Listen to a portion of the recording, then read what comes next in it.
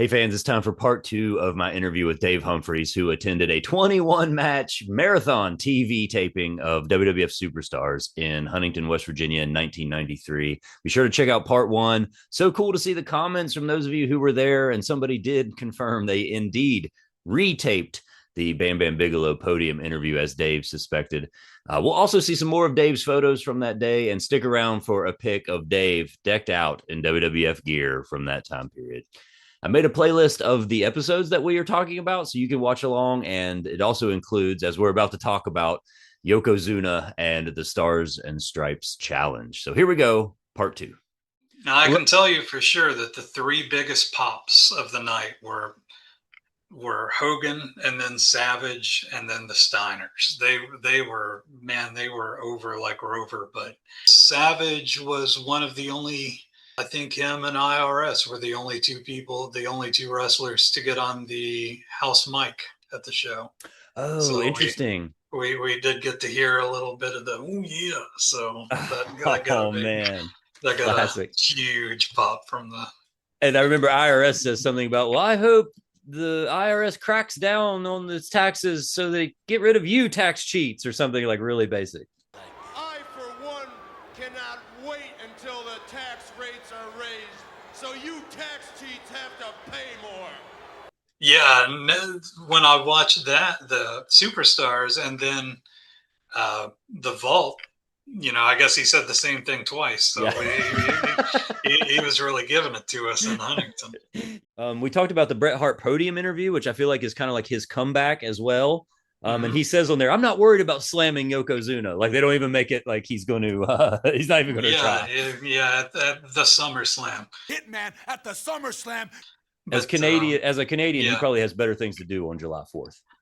The July 3rd episode, they start trumpeting. They are trumpeting the Stars and Stripes Challenge, where somebody's going to slam Yokozuna, and they're going to say, you'll find out about it next week. And they actually even say on there, there's no way to watch it live, not on television, not on pay-per-view. We'll have to tell you about it next week, which in the TKO era, they would not have missed an opportunity to do a 5-hour pay-per-view around the Stars and Stripes Challenge. Did you have a theory on who was going to be the one to slam Yokozuna? Oh, man, I don't think I did.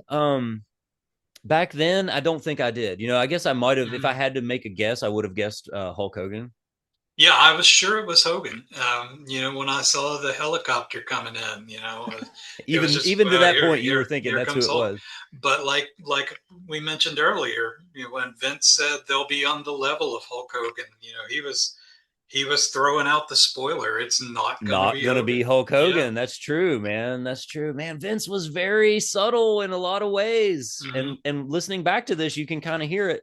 The funny thing about this episode too is that we talked about the ICO PRO banner, which I guess was their weight training supplement that WWE was putting out. Yeah, you gotta want it. You gotta want it. You've gotta want it. And there was a Lex Luger ICO PRO ad on this episode pre-heel turn. And so it makes a lot more sense once the next episode comes around, but you get to see that throughout all of these. But in that first one, it had to have been a little weird to go, oh, wow, why are they doing the thing that Hitman usually does with Lex Luger? Yeah, I mean, I'm sure back then I just made like the body guy or WBF connection. The WBF. Yeah. That's something no one will ever understand about this time period, Dave, is the WBF, which that's how they brought Lex Luger in without letting him wrestle, because with his WCW agreement, he couldn't wrestle until a certain date. So they brought him in as a bodybuilder. Crazy. So we fast forward. Men on a Mission. They're coming next week. It says coming to the WWF, but there's a promo video that airs on the July 10th episode. So you were actually there not only for Hulk's last television match, you were also there for the last televised match of the Narcissist, and you were there for at least the WWF Superstars debut of Men on a Mission. What do you remember about that? I did not know that until recently. Like that speaks to the quality of their hype and vignettes. That my reaction was just, hey, it's Men on a Mission. I wasn't like, who are these guys? But one thing I can tell you that I can remember is that it was kind of a joke between me and my parents that why did they call him Mabel? You know, they've got this big tough. You didn't think that was a manly name? Monster, and they gave him just like the most grandma name imaginable. Like, you know, it would have been like if they brought out Braun Strowman and called him Gertrude. It's just his name is Mabel. Did he say Mabel? That's what he said. Yeah. We're talking about a mean Mabel. it couldn't have been Malcolm or Marcus. Very intimidating, Mabel. Yeah, it's like here's Mo and Oscar and Bertha. You know? Maybe that was the idea, though. Maybe that was the idea. It might have been a rib. I don't think they did it for very long. And I remember Oscar would wrap them to the ring, but on this occasion specifically, Mo and Oscar stay at the bottom of the steps, and they go 1, 2, 1, 2, and they like do this coordinated thing that like they and then Mabel walks into the ring. It's like this coordinated choreography of them, like and Mabel can step to the ring that way, you know, and I think at that point you kind of hear the audience kind of respond when they see just how big he is once he steps into the ring. I can very clearly remember being impressed by how big he was and thinking that the can't remember the name of the guy, the enhancement talent, but that Splash, I thought he was dead. Oh my God. Yeah. I have it on here. I don't think I wrote their names down, those poor guys. Like Mabel does a drop kick in that match. I don't know if you remember that or not, but I can't help but think like somebody said, don't do that. Like, no. Yeah. I don't remember that. I'm kind of surprised. I don't remember watching it in the rewatch, but I'm surprised I don't remember watching that in person. That's just crazy. Yeah, and then they do, I guess there's like a second rope leg drop is what they get the finish with. Mabel goes up to the second rope. Oh, see, I was remembering a splash, but I do remember thinking that looked brutal. And that's what they got to eventually, I think, was like Mo would kind of push him down on the person, like from a standing position. No more off the second rope leg drops from Mabel, who would go on to like hurt several individuals, right? Like, I mean, famously. I've heard that's the Undertaker's orbital bone. I believe that was a shoot. I believe Kevin Nash said that he was a little stiff with him. Maybe, yeah. But. So we flash forward now to the July 10th episode. Stars and Stripes has happened. And they begin immediately with the recap, but it even Macho Man says something like, "I'm proud of my country and I'm proud of Lex Luger." And that's who he had just wrestled at the TV taping that you were at. But they're already switching that gears on that one, because as we come to find out, it was Lex Luger who sailed down. And in fact, Pettengill is in the ring, and all of these no-name professional athletes and wrestling superstars, many of them have attempted to slam Yokozuna, but it appears that it's not going to happen and that they declare victory for Yokozuna. But then Todd Pettengill says, wait a second, I understand we have another competitor. And it's shot so well, they flash over to the helicopter flying in. It's so dramatic, but I also have to wonder, like, how long did that actually take? Because that's a really good point. Those people were out there all day. I can only imagine how long it took them to shoot this. It's all in the direct sunlight on the Intrepid, which is like a what would you say, a military ship of some sort. And I was thinking about it while I was watching it too. I think if you're a younger fan, or if you came in later, you just don't really get the sense of why were they trotting out these Japanese heels. But there was such a sense back then of, oh, the Japanese are all going to take our jobs. And that's right. The only thing I can really compare it to for today's generation is the feeling toward AI, basically. Everybody. Or maybe Tesla to a certain degree, like maybe like a Cybertruck sort of, like, oh, because I remember there being like, even some people didn't want to buy Toyotas, like, oh, because those were made by the Japanese or whatever. I remember even hearing about Nintendo, Sony. But that was the big thing, was the Japanese were going to take our jobs. So that was a weird lingering so prejudice. I don't know how well that conveys to younger fans, but that was definitely what they were capitalizing on at the time. You're right. But, yeah, you're right. And probably an unfounded fear of some Americans, oh, but yeah. they were willing to capitalize on that for the name of ratings and ticket sales for sure. No and doubt. It worked here. I mean, I guess. I mean, there was a lot of patriotism going into this. I got to say, Todd Pettengill, who's a memorable part of my childhood, I feel like he blew it on this intro. Like he should have waited. He says Lex Luger, and he says it like he knew who it was. Like he said, like he was just waiting to say the name. They should have let him get closer to the ring. Mm-hmm. He should have. Well, it's Lex Luger. Like he should have said it like he couldn't believe it, but he said it like he knew who it was. You know. Mm-hmm. And I feel like I wrote down Pettengill blew it. But what I don't remember either, and they only showed this probably the one time, was Lex Luger. Also, I did not remember this in my mind, but they show a quick clip of him pushing Bobby Heenan to the side as he's walking from the helicopter. As Lex Luger's leaving the helicopter to come to the ring, they show a small clip. Not even Bobby Heenan could convince him not to step in, and he like shoves Heenan around, and you get the shot of Heenan being like, "What? How could he do that?" You know? Yeah. See, my timeline's a little mixed up, so I don't think I realized Heenan was still with the company at that time. Yeah, and it may not have been for very long either, actually, at this point. But yeah, I guess the Narcissist was kind of the last thing he did after Flair. And then he would be at WCW shortly after this, I think. But Luger gets in the ring and calls Yokozuna an overstuffed, sushi-eating, rice-chomping athlete. Oh, yeah. Wrestler that you call a champion. I remember watching that and kind of a little bit. Sushi-eating, rice-chomping wrestler you call a champion. But I will say, and I mentioned, like, those people had to be out there all day in the sun. It didn't appear to have any food vendors. Maybe there were. Those people were out there all day in this TV taping. But man, I believe that's up on the vault too. Isn't it? Really? It might have been the network, but they have released the entire moly. event. Wow. And I'm sure that's got some really awkward celebrity and professional athlete appearances. Sure.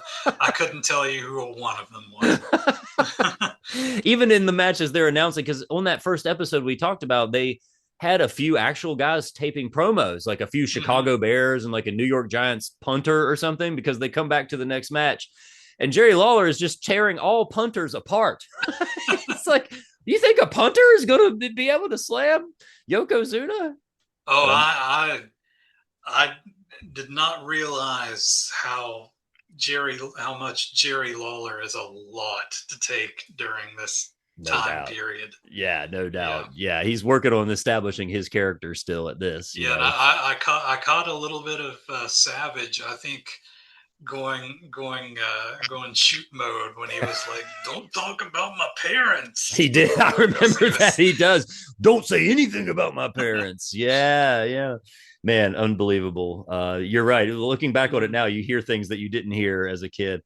But after being in the sun all day, man, the people go nuts when he slams Yokozuna, man. It is just like an amazing reaction that I don't know if I would have had the energy for. It's kind of like you at the end of this 6-hour TV taping. Yeah. Oh, yeah. It was probably the most fun I've ever had at a wrestling event, but it was also the most exhausted I have ever been by a wrestling event. And another thing that I remember that just came to me is that pretty much between just about every match, they would have the ring announcer with a piece of merch. Okay. Don't forget, you can buy our Hulk Hogan T-shirts or the Undertaker foam urns out at the concession stands. Well, that was going to be one of my questions. Do you remember if you picked anything up that day, or did you get to visit the merch stand? The things that I remember for sure that I got, because I know I had a Mega Maniac shirt, but it might have came from the catalog. I did get the little plastic Jimmy Hart megaphone. Wow, which I was fortunate enough to bring to Jimmy and let him sign later on. Jimmy Hart's just the best. He's the man. And patron saint of professional wrestling. I also, the other thing I remember getting was the foam urn that you kind of put your hand in like a puppet, but which is kind of surprising to me because I wasn't a huge Undertaker fan, but I was quite a pallbearer, Mark. Like, really? I feel like he carried the weight in that duo. He definitely did, man. He definitely did. Looking back on it, especially. You think about the talent that was on these shows, too. Like, this episode has Crush versus Doink in what was a pretty landmark part of their feud, because this match, it's Crush versus Doink. And do you remember this? All the Doinks came up on the screen. I do, and I was a little creeped out by Doink. I bet. I think that was the idea, right? Yeah, and folks your age, that is. I was a little hesitant about there being 16 Doinks there. Like, are they really going to do that? I think we owned, the most we ever got was 2, maybe. That live, yeah. Well, and after this, our maximum Doinkage. Yeah, after this, I guess it must have been Steve Kern was the other Doink, because it's just like they did at WrestleMania 9. They attacked Crush after the match. One of the things I wrote down was actually Crush doesn't look so great here. He won the match by count out, but then, of course, gets attacked afterwards. And this eventually leads to him, I think, getting squashed by Yokozuna, quite literally. Mm-hmm. And that takes him off the shelf. And this is where I think we don't remember as accurately how much long-term storytelling there was, but it's that angle that leads to Crush turning on Savage, which leads to their WrestleMania 10 match. Mm-hmm. And so from WrestleMania 9, you get Crush getting attacked by the Doinks all the way to 10. He's now fed up with the treatment he's gotten, and he's taking it out on the Macho Man for not checking up on him and not coming to save him when he was getting beat up by Yokozuna. And so that's actually a nice case of some long-term storytelling, I think. It is, and by WrestleMania 10, Doink was that the mixed tag match so. that he had? So he didn't fare quite as well as Crush, but heel Doink, how great of a character was that? Man. I wish that instead of turning him just straight up clown, they could have still made him kind of creepy, like he's playing mind games with the heels, sort of an Undertaker kind of vibe. Mm-hmm. Again, there's a Doink playlist, and it's basically the debut of Doink, all of his early vignettes and all of his appearances in the crowd and all the pranks that he played before he ever had a match. Mm-hmm. And again, I look back on that, I go, man, that was just some brilliant TV to me. I was absolutely convinced that Doink, that they were going to have a reveal who he was, because I don't know if you remember, but Bobby Heenan on commentary would always say, he looks familiar. I know those eyes. Like, look at those eyes. I've seen him before. And for some reason, like 7 or 8 year old me was convinced he was Demolition Axe. I don't know why. But Interesting. I just had that in my head. Gosh, Matt Bourne, he was just so good in that role. Excellent. Yeah, so good. And I think of him as kind of like a Gold Dust in that if it had been anybody else, it might not have worked so good. Oh, absolutely. I think Matt Bourne totally owned that gimmick. One thing that you saw in person in Huntington that year was HBK with his bodyguard Diesel. And I love watching these matches because Shawn Michaels was Heartbreak Kid and he was established, but yet they didn't have the Sweet Chin music established the same way that they did, because he wins this match with a pile driver after the Sweet Chin music. He did. And I remember, he did get a lot of heat, but there was still that sense, kind of the same thing Mr. Perfect had going on, where, they didn't like him, but everybody was like, yeah, but he's so good. You can't deny how good he is, right? Yeah. And, the show that we had spoken about the previous May in Huntington actually did have Bret Hart versus Shawn Michaels for the IC title. Wow. Yeah, and wow. I remember the Shawn Michaels has left the building announcement just got huge nuclear heat. That is so great. And there's one of these face-to-faces where they interview Shawn and he says he's the biggest thing since Elvis. Yeah. one of the things you got to see was part of an angle that I think they were doing because in Columbus at the previous TV taping, the Steiners and Money Inc. swapped the titles. And on one of these episodes, you get Gorilla Monsoon recapping that and to say, at an event in Columbus, Ohio, ladies and gentlemen, and these guys are going to have rematches. And so you never know when the title could change hands. And so they're using this as like a way of promoting the house shows, right? That is something I've heard, is that around 92, 93, they were trying to drum up business at house shows by having some title changes. My main memory of that was not so much, like boo Money Inc. It was just, holy cow, I got to see a title change. Like I got to see the tag titles change. But, of course they went back on it. But you probably didn't know what a dusty finish was back then, did you? No, that might have been my first dusty finish. I would think so, man. I would think so. So yeah, on the final episode of Superstars that you saw, they have a match that came from the matches that you saw. They have a match between Money Inc. and the Steiner brothers, and it's great. It's actually probably the best like technical match that you saw. I'm not sure. I haven't watched the Luger and Savage match, but this one probably the most. It was fantastic, and then Ted DiBiase is just one of those guys where, when you think of him, you think of the $1 Million Man gimmick, but so often they would give gimmicks to people just to kind of. Go back to Mabel again. They'll just give gimmicks to people to cover up a little lack of ability, but not Ted. Not Ted. His gimmick might have actually done him a little bit of a disservice, even though it was, I would say, top 3 gimmick of all time. Absolutely. Arguably top with The Undertaker, but I agree with that. But also anybody that grew up seeing like him wrestle in Georgia or in Texas or whatever, like they probably hated the $1 Million Man gimmick because they knew how good he could work. Sure, but part of the reason he got that gimmick is because they were going to put him in some high profile stuff and they knew he could work. Like they're not going to just give that to anybody. Think of the people that DiBiase worked with. I mean, Hulk Hogan among them, right? I mean, he went pretty much straight into the Hogan feud as well as I can remember. Totally. Yeah. I mean, Hogan, Savage, Roberts, I mean, just like, there aren't really any bad Ted DiBiase matches. And if there are, it's probably not Ted DiBiase's fault.